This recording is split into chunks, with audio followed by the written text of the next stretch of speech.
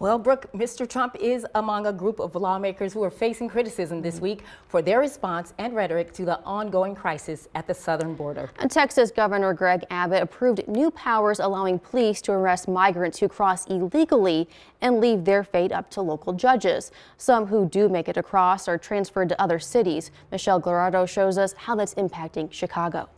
Around 100 migrants, young children among them, boarded a Chicago-bound plane from El Paso, Texas yesterday afternoon.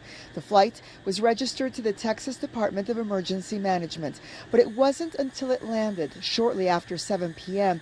at O'Hare's signature flight terminal that city officials became aware of its passengers. This now seems to be a new pattern or tactic that the governor is using.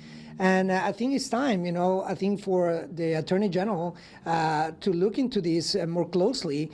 We have so many issues of human trafficking. The newly arrived migrants are now being housed inside the bus terminal at O'Hare Airport. Among them is 35-year-old Ana Maria Giordano, her husband, and 3 young children. She has brain cancer, her 8-year-old leukemia. The people who brought us here were the first to get off the plane, and we never saw them again, says Giordano. We only saw the flight attendant and the pilots. They were very kind, but they didn't know what was happening either.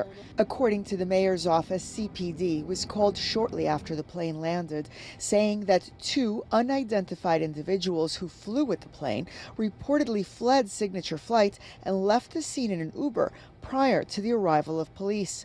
Meanwhile, a spokesperson for the governor of Texas today put Chicago on notice, blaming the city's recent decision to crack down on rogue buses that drop off migrants outside of the designated area for the new tactic, saying, until President Biden steps up and does his job to secure the border, Texas will continue taking historic action to help our local partners respond to this Biden-made crisis.